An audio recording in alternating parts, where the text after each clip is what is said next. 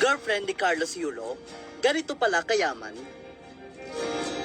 Maraming ina ang nagiging protective pagdating sa kanilang mga anak, lalo na sa pagpili ng mga karelasyon o partners nito. Madalas, may mga pagkakataon na hindi sang-ayon ng mga ina sa girlfriend ng kanilang mga anak dahil sa iba't ibang dahilan. Sa kaso ni Carlos Yulo at Chloe Angeles San Jose, naging malinaw ang hindi pagsang-ayon ng ina ni Carlos sa kanilang relasyon. Agaw pasin ngayon sa social media ang girlfriend ng Pinoy gymnast na si Carlos Yulo na si Chloe Angeles San Jose. Matapos niyang sagutin ang ina ni Carlos na si Angelica. Sa isang interview, sinabi kasi ni Angelica na si Chloe ang mitya umano ng away nilang mag-ina. Iginit din niyang wala siyang nanakaw na pera mula sa allowance at mga premyo na nakuha ni Carlos.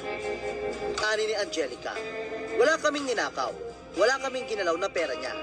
Ang naging mitya lang naman talaga ever since, yung babae talaga, lalong lumaki. Nakuha naman ni Chloe ang simpatya at suporta ng maraming netizen. Marami rin ang umalma sa payag ng ina ni Carlos. Tila pinapalabas umano ng ina ni Carlos na mukhang pera si Chloe. Ayon pa sa mga nakakakilala kay Chloe, hindi ito magagawa ni Chloe dahil mayaman na umano ito.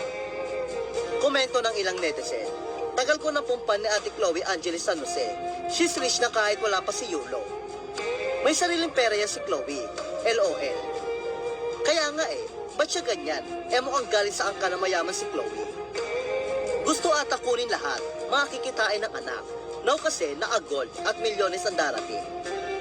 Diyos ko, yung kondo nyo sa Manhattan, parang 10 doble pa ng presyo ng itsura ng bahay nila. Si Chloe Angeles San Jose ay ipinanganak noong Mayo 16, 2002 sa Melbourne, Australia. Natapos niya ang kanyang primary at secondary education sa Melbourne bago magpatuloy sa University of Melbourne, kung saan kumuha siya ng degree sa media at communication. Ang kanyang edukasyonal na background ay nagbigay daan sa kanyang matagumpay na karera bilang content creator at social media influencer. Kaya naman hindi may kakaila na mayaman din si Chloe dahil sa kinikita niya sa kanyang vlogs at pagiging influencer. Patunay dito na kahit malayo ang pagitan ng kanilang tirahan, patuloy na sinusuportahan ni Chloe si Carlos. Mula sa Australia, talagang bumiyahe pa siya patungong Hanoi, Vietnam, upang panoorin si Carlos sa 31st Southeast Asian Games noong 2022. Muli niyang sinamahan si Carlos sa 2024 FIG Artistic Gymnastic World Cup Series sa Doha, Qatar, kung saan nag-uwi ito ng 4 na gintong medalya sa all-around, floor, vault at parallel bars. At ngayon, muling sinuportahan ni Chloe si Carlos sa 2024 Paris Olympics, kung saan nag-uwi siya ng 2 gintong medalya.